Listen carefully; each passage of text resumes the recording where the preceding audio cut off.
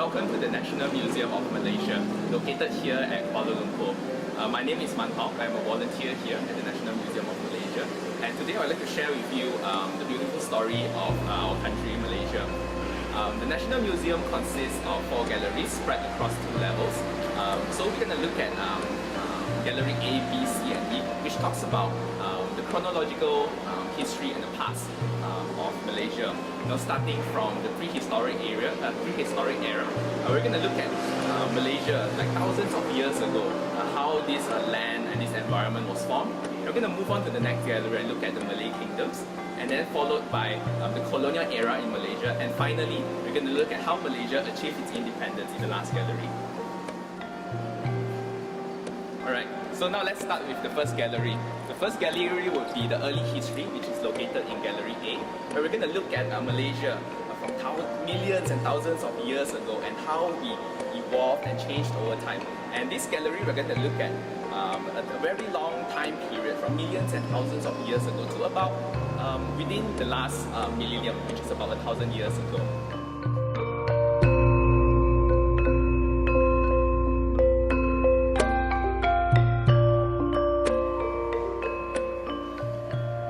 Located within the limestone valleys of northern Perak. Perak is a state in Malaysia.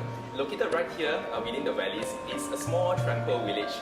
A village where one of the oldest prehistoric sites in Malaysia with evidence of modern human activity is found here. And this was a time when the stones were an essential part of day-to-day life. They were used not just for day-to-day activities, but they were crucial to the survival of modern humans back then. And this is the site of Kota Tampan, located within the site of the World Heritage site of Lenggong Valley. It is here that archaeologists found a workshop that made stone tools. And it's evident by some of the samples that we can see here. The anvils, hammer stones, pebble stone tools, and even flake stone tools. Which were probably used, for example, like the bigger hammer stones, which were probably used to crush the skull and bones of animals, and also the thinner stone tools, which were the flake stone tools, which were used to skin or even slice up animal meat for consumption.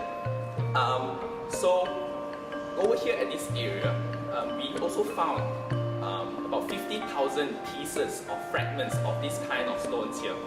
A large proportion of which they are unfinished stone tools, which means that they were in the middle of production, in the middle of production at different levels of making, and then they were just left abruptly and abandoned as it is. Now, this site is dated to at least 74,000 years ago. What happened here was that there is a lake, a very beautiful lake in Sumatra that we know today. It's called Lake Toba. But before it actually became a lake, it was actually a volcano mountain called Mount Toba. And about 74,000 years ago, a major eruption happened at this place. Some say it's still one of the largest known volcanic eruption to human today. And that large eruption spilled large amounts of volcanic ashes into the air, and it covered most of Southeast Asia, including the site of Kota Tampan, Lenggong Valley. And as a result of that, when archaeologists found this place, we found that it was actually covered in a thick layer of volcanic ashes. Some places as thick as 9 meters, which is even higher than the ceiling that I'm standing under today.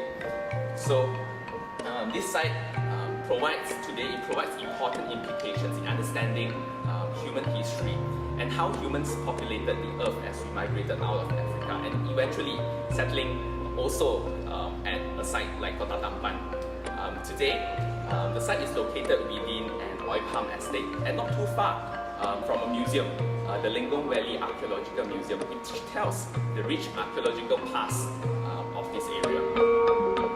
So we have just looked at Kota Tampan, and now I would like to share about another artifact. In fact, a man that actually lived not too far from the site of Kota Tampan, also within the site of Lenggong Valley. Now, this is the man we call him Perak Man, named after the state in which he was found, the state of Perak. He is the oldest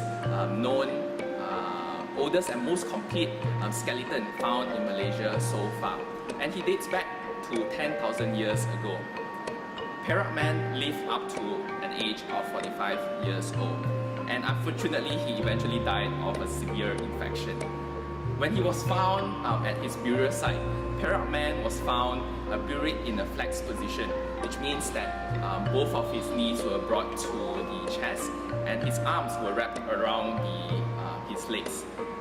And this was a common form of burial, and it was a cultural norm during that time.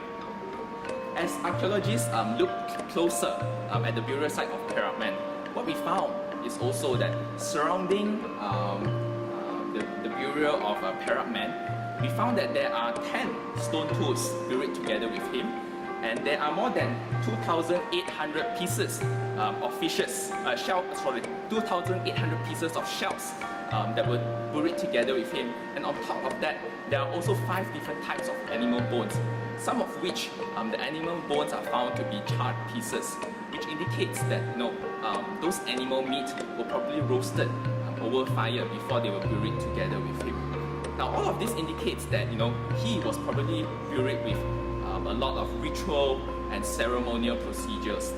And what makes this even more interesting is that as scientists, as we look at the skeleton of Perak man, what we notice is that his left arm was actually deformed, and he mainly relied on his right arm for day-to-day activities. And as a result of that, his spine was curved. So he was essentially a handicapped person, which would make it very hard for him to live and survive at that time. Living at a time where hunting, gathering food is crucial to your survival. It would have made him very, very difficult to survive due to his limited physical mobility. And all of this shows us that he was probably someone who was respected in his community. Today we may not know exactly what his identity was or what his real name was, but what we do know is that after studying all of this, we know that he was someone who was highly respected in his community. He probably held a high status, and that is probably the reason why he was able to survive for so long, up to a ripe old age of 45 years old, even though the average age of humans around that time was 20 to 30 years old. So we've just looked at a prehistoric site, and then we looked at a human that lived during the prehistoric era. Now we're going to look at a form of art. This is what we call megalith. Megalith is a word of Greek origin, which means great stones, and they are typically found during the Neolithic age and also in early Bronze Age monuments. Some of which these stones can be used to cut and designed to specific requirements. They are usually raw stones, and they're usually found at homestones, sanctuaries, and so on, to be used in rituals and also elaborate ceremonial activities.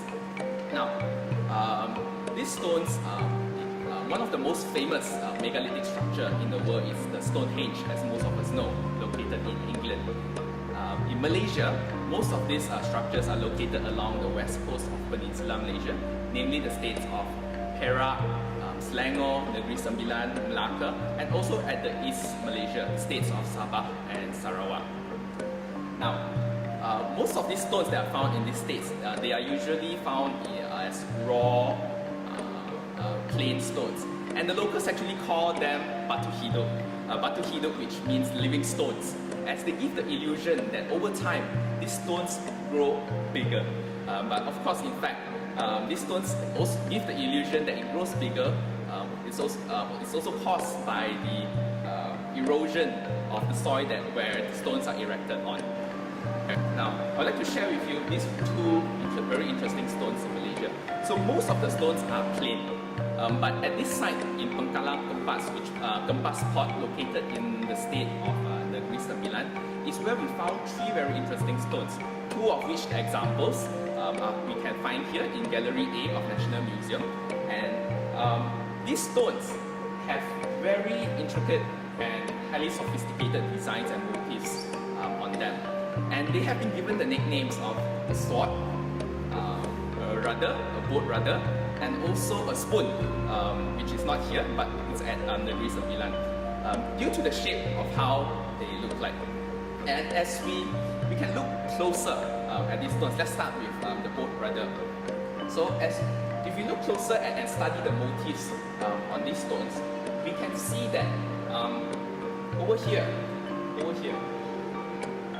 there is a figure that somewhat looks like a peacock.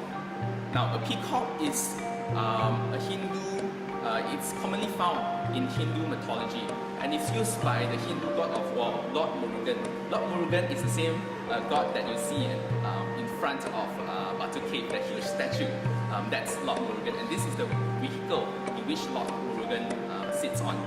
And as we move further down over here, and if you look closely, we can also find what appears to be like a horse, a four-legged creature that looks like a horse.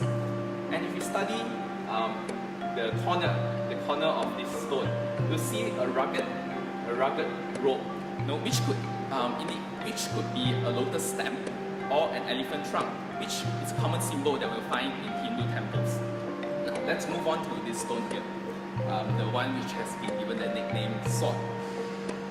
If you look here, in the middle of the stone, you can see two round circles, and also this figure over here. It looks like a face, and this was and this kind of symbol is typical of our ancestors back then, when they used faces like this to ward off the evil spirits. And if you look at the same figure here, that looks like a bird.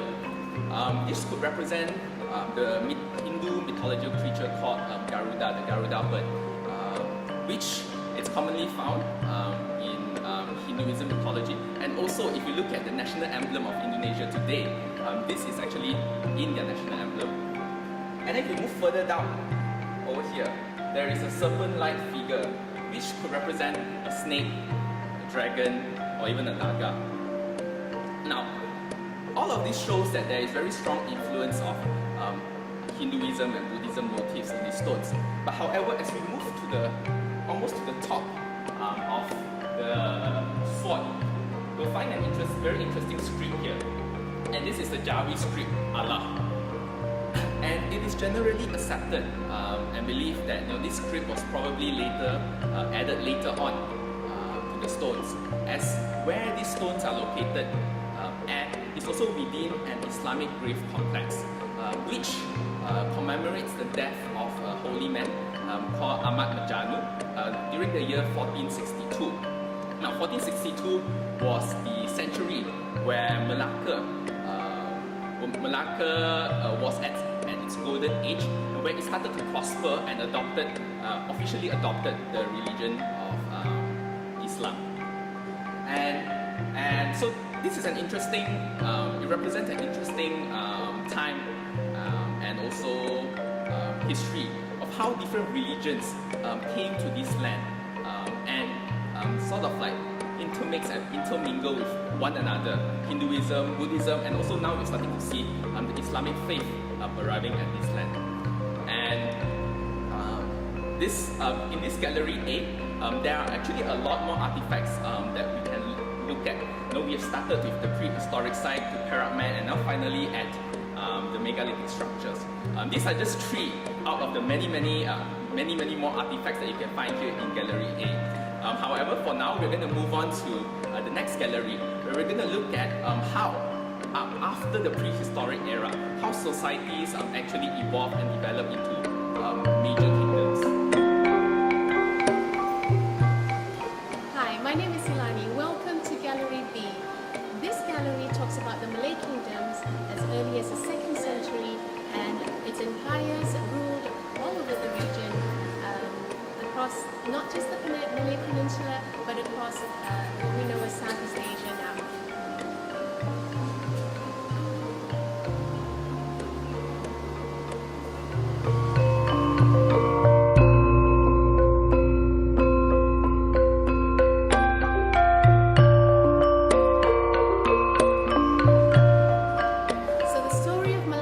starts here.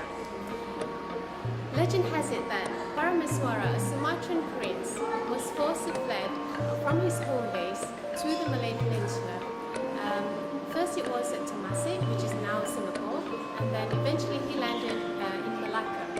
And at the Malacca tree was where he actually took shelter. And over there, he witnessed his dogs beaten off by a mouse deer. And it was here that he was decided to make Malacca his settlement and name the place Malacca by the name of the tree. So the date of its establishment of Malacca, the conventional date was known as 1400s, and from 1400s, Parameswara was known to have developed Malacca to a successful trading port. One of the most important factors that made Malacca a strategic trading port was because of its location. So sandwiched between the Sumatran island and the Malay Peninsula lies the Straits of Malacca. And this became a sheltered port for Malacca, and it was a good place for merchants from other regions of the world, such as China, who would sail to Malacca between the monsoon winds of late November to early March, and then the reverse of the monsoon winds in July onwards aided the sailors from Malacca to go back to India, for example. So this ingoing and outgoing of traffic, sea traffic, made Malacca become a very active trading place, and it reached its golden age, its peak in the 15th century. This was about the 1450s to 1470s during the reign of Sultan Mansur Shah, the 6th Sultan of Malacca. Right, so what was traded in Malacca? Well, one of the most important items that Malacca had was spices and jungle produce. So locally, this was found a lot in the Malay Peninsula. And these spices over here, if you are in the museum itself, you can actually come and smell through the slits the aroma of the spices. So this trade between the regions made it very successful economically, and it was a great cultural link between the regions. For example, from Sumatra you would have gold, pepper, sugar, ginger and rice, and these would be exchanged for cotton cloths from India. From Japan you would have silverware, swords and paper, and these were exchanged for spices from this area. So all this exchange and trading made Malacca a very good entrepot, and as well as a transit stop, which provided opportunities for traders who wanted to settle in Malacca. So behind the successful trade activities that was going on in Malacca was an efficient and a well-structured bureaucracy and administration. The hierarchy started with the Sultan at the top, and then he had a Bendahara below him, which is what we now consider as a Prime Minister. The Bendahara would be the one to foster foreign relations with other countries and other traders. And then the next layer would be the Temenggung, who was head of security, and he ensured that the port of Malacca was well secured from any pirates and any mischief. And then after that, after the Temenggung, is the Laksamana, who is the Navy Admiral. And one of our most famous Laksamana is Hang Tuah. And basically, the role of a Laksamana was to was acting like a diplomat to the Sultan. And lastly, we have the Shabada, who is the harbor masters, and they ensured that the port was in good hands. There was peace and harmony between all the traders who were of different ethnicities at the time. Malacca was said to have 84 languages spoken at that time. So you can imagine the amount of different people coming from all over the world just to trade with Malacca.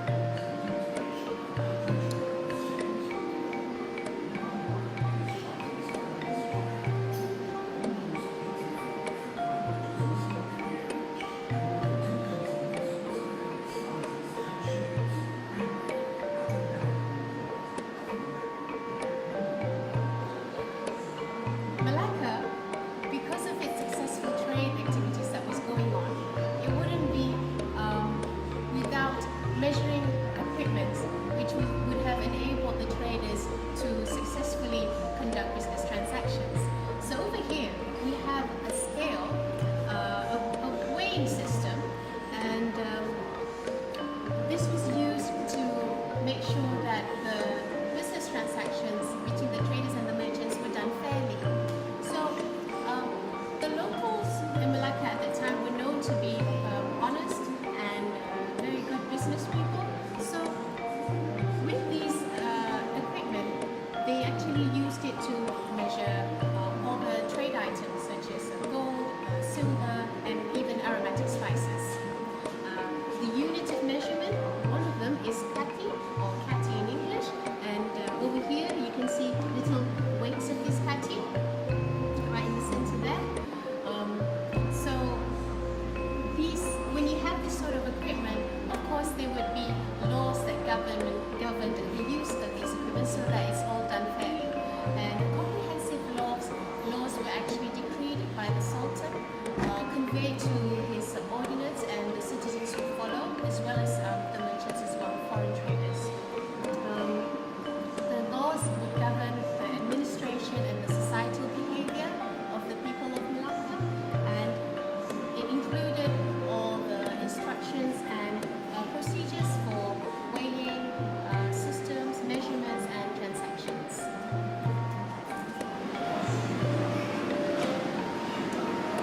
So let's sail away from the Straits of Malacca and go into the South China Sea. Off the coast of the peninsula lies the South China Sea, which links East Asia with Middle East and India.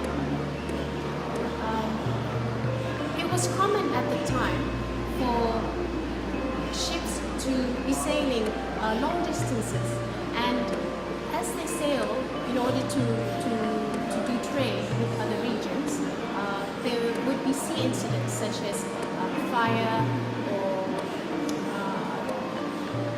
bad weather conditions, and this would cause the ships to sink together with the cargo that they carried.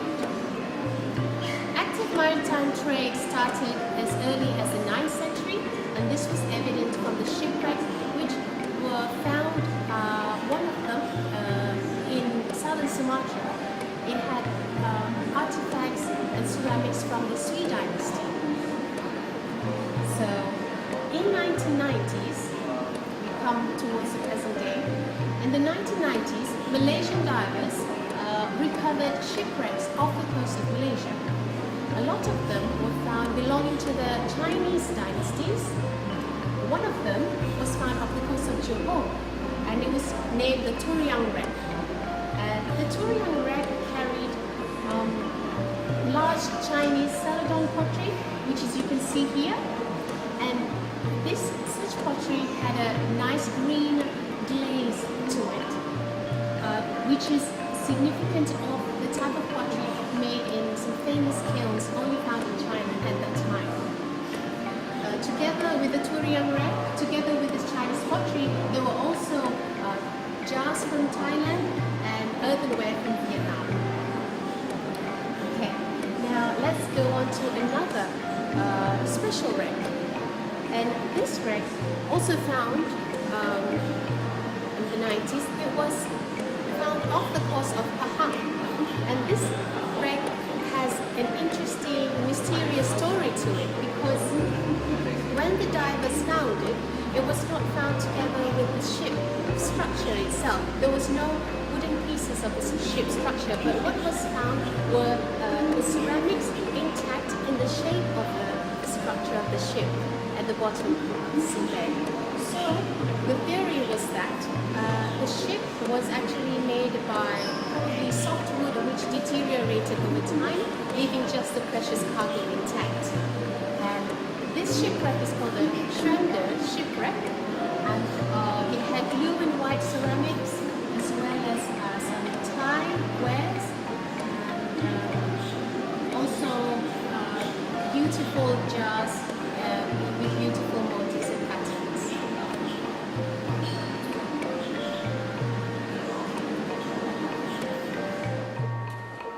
Hi, it's me again, Manhok. So now we are at the upper floor of the National Museum of Malaysia, where we have two more galleries to look at. And now we're going to start with Gallery C, where we're going to look at the Colonial Era of Malaysia.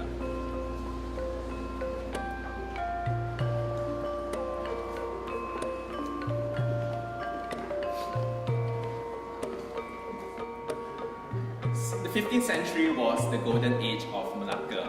This growth and prosperity associated Malacca to some of to be a place where some of the most lucrative trade in the world, where goods were traded, including the very valuable spices. And this kind of fame and prosperity also attracted the attention of many powers far away.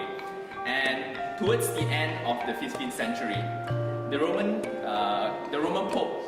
Roman Catholic Church, the Pope, got together the Spanish Empire and also the Portuguese Empire. So they got both sides to sit together to come to an agreement to resolve land conflicts and land disputes. And so they got to an agreement called the Treaty of Tordesillas, which was agreed on at the end of the 15th century. And this agreement essentially split the world into two, the East and the West. The two terms which we still commonly use today to reference to the world.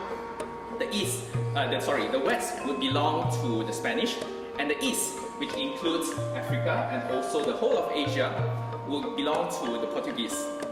And so the Portuguese would initiate sea voyages to explore the world in the East. And the Portuguese, after arriving at India in 1502, the King of Portugal would send his admiral, Lopes de Superia, this guy over here, in 1509 to the Malacca Sultanate to foster relations. This was the first time the Portuguese set foot on Malacca, and they wanted to do business with Malacca. He went there with 5 ships, and they were there to make trade agreements. Initially, Lopes de Superia and his delegation was very well received by the Sultan. However, not everyone welcomed him, especially the merchants, which saw him as an additional competition that they will bring to the region. And as such, the delegation was eventually captured and 2 of his ships set on fire. And of course, the King of Portugal was not happy with this. And 2 years later, in 1511, the King of Portugal sent another guy, Alfonso de Albuquerque. And this guy, this time he didn't come with 5 ships. He came with 18 ships, with more than 1,000 men. This time not to make trade agreements with the Malacca Sultanate, but this time to attack Malacca. Initially, the Malacca Sultanate put up a very brave fight. The army outnumbered the army of the Portuguese. However, they were no match compared to the better equipped Portuguese army that came. And Malacca, unfortunately, fell in August 1511, and this would mark the beginning of the colonial era of Malacca.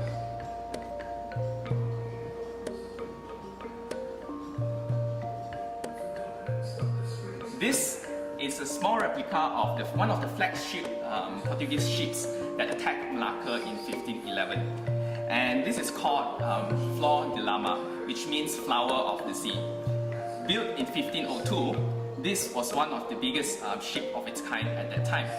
And one of the first things that the Portuguese did after they conquered Malacca and occupied Malacca was to loot all its treasures from the Malacca Sultanate.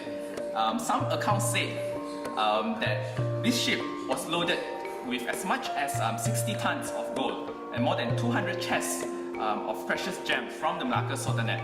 And it was on its way back to deliver the precious treasures to the King of Portugal. Now, this ship would have traveled a long way from Portugal to India and finally to Malacca. And for many, many years, it was not the most seaworthy ship at the time. However, it would soon set sail to deliver those plundered goods. Unfortunately, just 6 days out in the sea, the ship was caught in a storm off the northern coast of Sumatra, and it sank to the bottom of the sea. Alfonso fortunately managed to escape. However, all of his treasures and the cargoes on the ships sank to the bottom of the sea. Until today, the ship has not been found yet. If you happen to be at the city of Malacca today, you will actually find a life-size build-up of this ship along the Malacca River and sitting right at the mouth of the Malacca River. So keep an eye out for this ship if you happen to be in the city of Malacca. So, after the Portuguese arrived at Malacca, other than bringing the treasures back to the King of Portugal, one of the other things that the Portuguese did was to build a fort. A fort which would be crucial and important for it to defend itself against neighbouring powers, and also the last Malacca Sultanate which just got expelled by the Portuguese army. And so, this fort was built in Malacca. It was called the Fortaleza de Malacca, and it was a very strong fort with walls as thick as 2.4 meters. And the walls of this fort was built using bricks from a nearby hill and also some of the tombstones. And it didn't take very long to complete, and it was completed just a few months later. So the Portuguese conquered Malacca in August 1511, and the first phase of the fort was completed in January 1512. And within this fort housed the Portuguese administration, including town halls, churches, and also hospitals. However, after about 100 years or during the century, the growth and prosperity of Malacca would attract another foreign power coming from Europe as well, and this would be the Dutch. Now, the Dutch, by the early 1600s, they would not step foot at Malacca first. However, by the 1600s, they have already established themselves in the Southeast Asian region, and they have set up base in Batavia, which is Jakarta, the present-day capital of Indonesia. And so, having established their port and city in Batavia, the Dutch was not happy with the competition that was present in the region. The Portuguese was still occupying Malacca, and that brought additional competition to the Dutch monopolization of trade in the region. And so, the Dutch would ally with some of the neighboring powers within the region to attack Malacca. Now, this would be a very long battle, almost 4 decades of battle. And finally in 1641, the Dutch successfully occupied Malacca and took Malacca from the Portuguese. However, that 4 decades battle also left a huge impact on the war. It was heavily damaged. And so one of the first things that the Dutch did when they occupied this fort and this city of Malacca was that they initiated reparation and renovation works to repair the fort. And if you look at this fort, this is just an example of it, but if you look at this fort, you can see, especially the original one which we can find in the city of Malacca, you'll be able to see that there are different types of bricks used in this fort. The larger bricks that we see here are the original bricks used by the Portuguese, and over the structure of this fort, you'll be able to see smaller bricks as well. And those bricks were the bricks used by the Dutch to repair this fort. And as we look at the arc of this gate here, it has the inscription Anno 1670, which mark the completion of the renovation works done by the Dutch. They completed renovating this fort in 1670. And on top here, we will be able to also see the coat of arms of the Dutch East India Company, the company in which the Dutch used to occupy Malacca. Now, this was a huge fort. However, around the 18th century, another power will come to this region, and it is the British.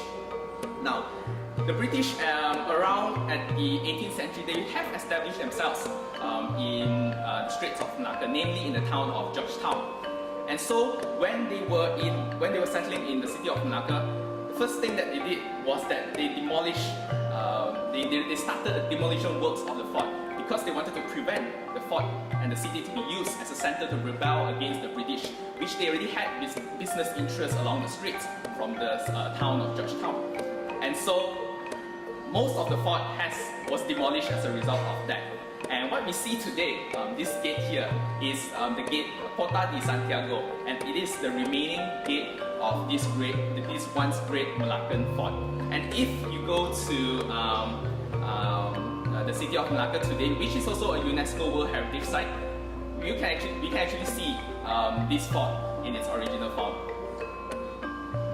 So, when the Dutch occupied Malacca, they actually did so through a company, a multinational and a mega corporation called the Dutch East India Company, one of the first of its kind during that time. Created in 1602, the Dutch East India Company was a huge company. Think of the likes of the mega corporations that we have today and the mega conglomerates that we have today like Samsung. The Dutch East India Company was something like that, only much bigger. And not just that, the Dutch East India Company was given powers by the Dutch government to monopolize trade in Asia. And for them to do so, they were also given powers by the Dutch government to raise army, to go for war, to negotiate treaties with other powers, and also to establish colonies to achieve their purpose of monopolizing trade in Asia, and also to bring back the valuable spices to the European market. And so the Dutch East India Company would eventually monopolize trade in the whole of Asia. And not just the spice trade that they monopolized, but they also monopolized the porcelain trade. The porcelain trade, which was manufactured and came mainly from China and Japan at that time. And it's very interesting. This is one example of a porcelain bowl or plate that would have passed through the ports of Malacca back then. And even though they came from China or Japan, they carry the insignia of the Dutch East India Company, VOC, right in the middle. And that shows how influential and powerful the Dutch East India Company was in the region. And over here, we will also see two very interesting chairs. These are furnitures from the Dutch. They are quite popular and common in Dutch. However, and these were brought to the city of Malacca. And as you can imagine, these chairs, just like the banquet chairs that we have, in our conference halls today, they were initially covered with cushions. However, over time, due to the humidity and heat in the tropical area, those cushions eventually needed to be replaced. And what better to replace it with than something that we can find in abundance here in the tropical, which is rattan, a type of jungle product. And they weaved it and replaced the cushions with the rattan on these Dutch chairs, which they used during the administration. Now, Malacca would still be conquered and colonized by two more foreign powers after this, the British and the Japanese. However, the Dutch would turn out to be one of the longest colonial powers to have occupied Malacca for 183 years. And over here at this gallery, this tells about the entire story about the colonial era of Malacca and also eventually Malaysia. So what we've seen is the Portuguese and the Dutch. There are also stories on the British and the Japanese colonization in Malacca and Malaysia as well. But for now, we're going to move on to one of the most interesting history in recent that formed modern Malaysia, which is where we're going to look at how Malaysia actually achieved independence after the colonial era. Hi, welcome to Gallery D on Malaysia Today. This gallery talks about the roots and the paths that Malaya had to take in order to gain its independence until the Malaysia that we see today, in its present day.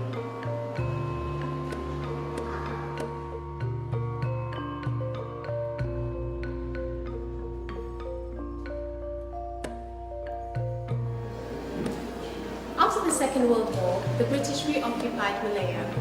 Malaya was known to be resource-rich with tin and rubber, and this made the British wanted to stay. In 1948, Malaya had a black history where the local communists resisted the interference of the colonial British government, and they did this by creating a lot of violence and havoc in the country. In 1948, 3 European plantation managers were murdered in the state of Perak by a group of local communists. This triggered the British to start declaring an emergency in order to take matters at hand.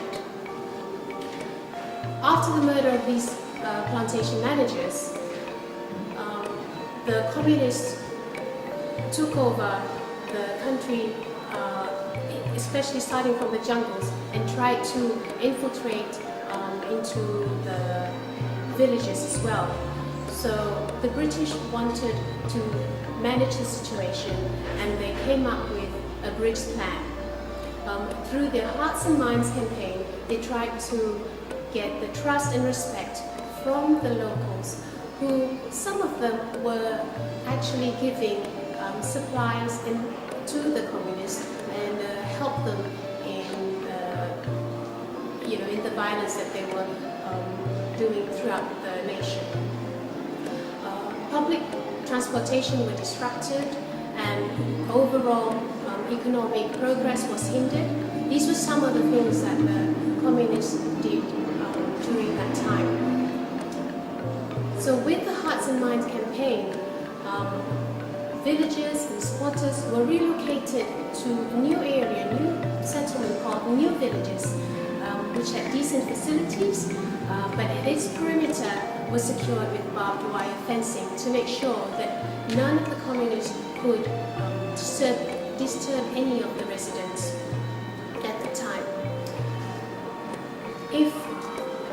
At the New Villages, there was also a home guard station at the exit and the entry point of these new villages.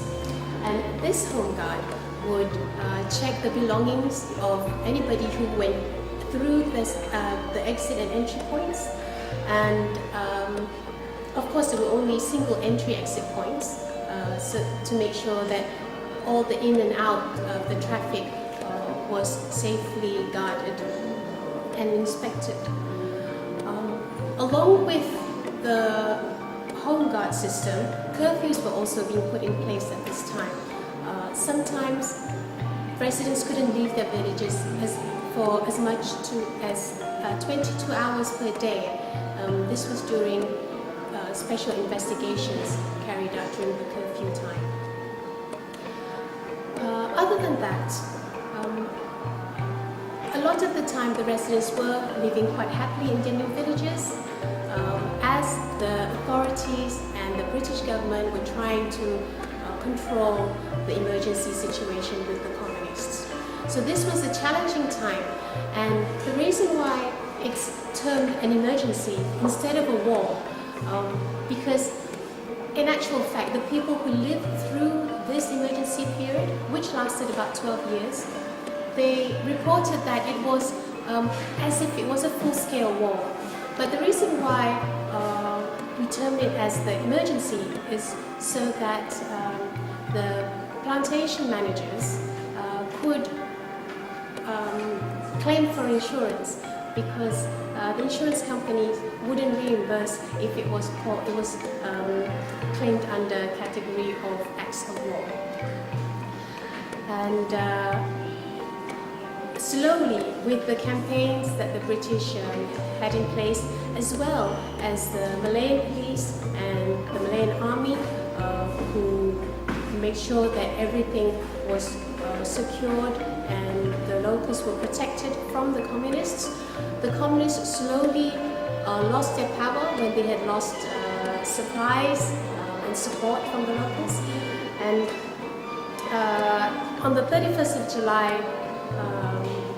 1960, after 12 years, that was the time when the communists, when this emergency situation finally was officially declared over.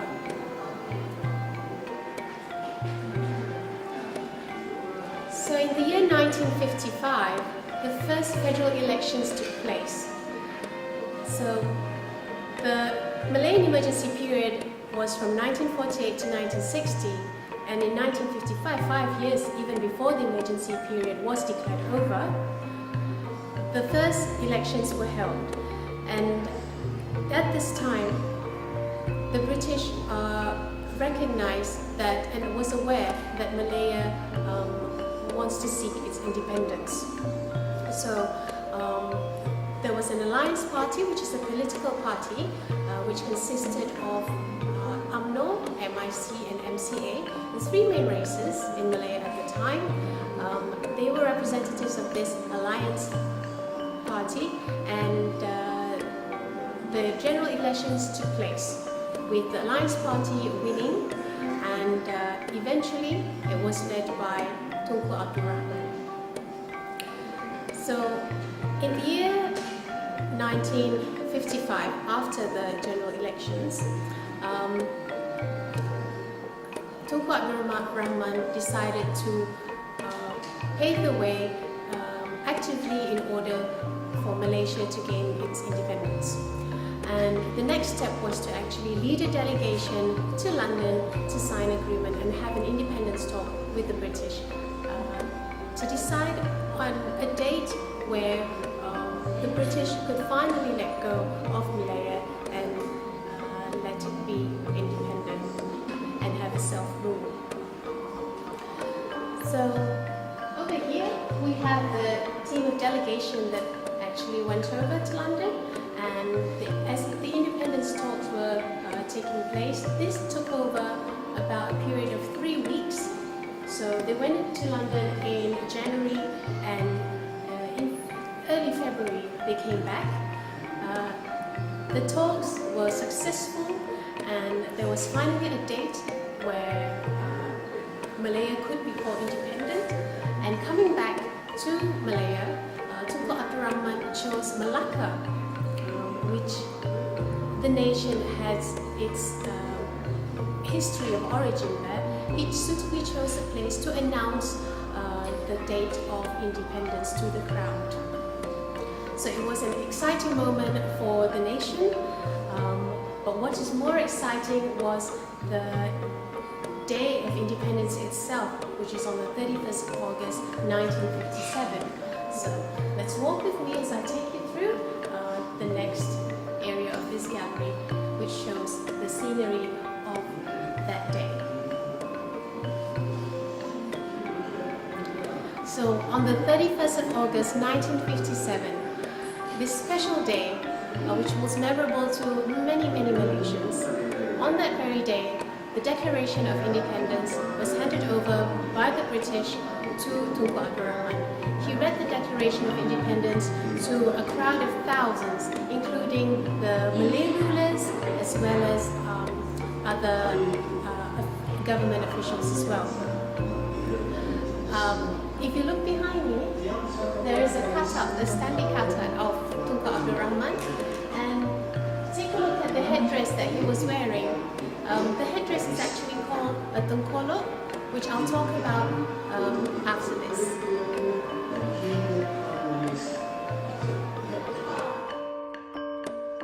Tengkolok is a headdress worn by men, Malay men,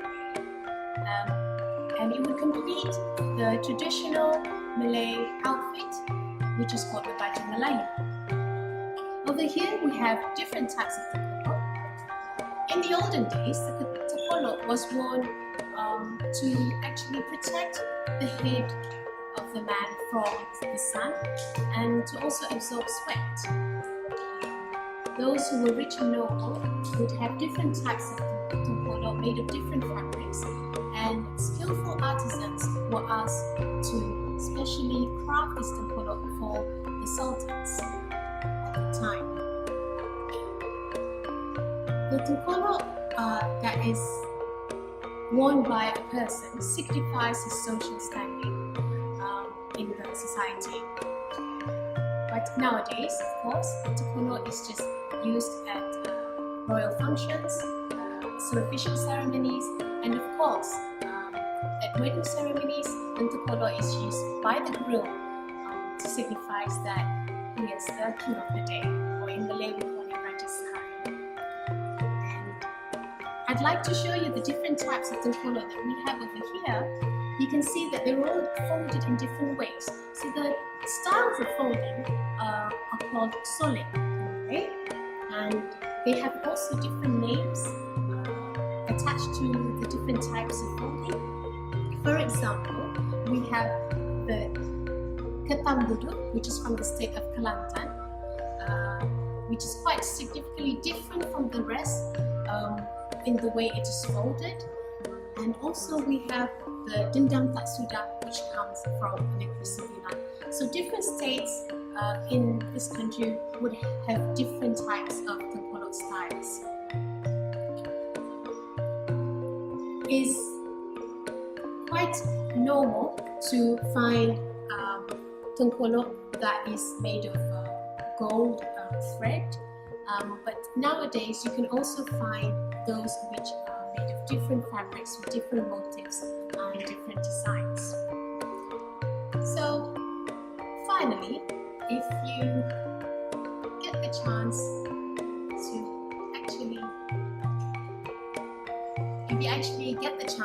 to look at a Malaysian currency note, which I have one in my pocket now, you can take a look at the tengkolok that our first king is wearing over here, and he wears it in the style of dendang tak sedap.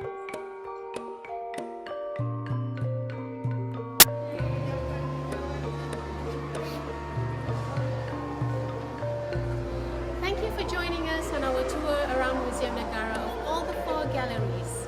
We've had a delightful time showing you some of the amazing artifacts that are housed here in Muzium Negara, and if you come here for yourself, you'll be able to witness and experience a lot more. Apart from Muzium Negara as the main building itself, outside of this Muzium Negara main building, we also have other museums such as the Music Museum, the Orang Asli Museum, and there are also special exhibitions held from time to time. So be sure to join us when you are available. And also at the National Museum of Malaysia here, we also provide free guided tours, which will resume very soon. So stay tuned to our social media on Facebook, Instagram, Twitter. Look for Muzium Negara or Museum Volunteers and follow us to get the latest updates. So see you soon at Muzium Negara.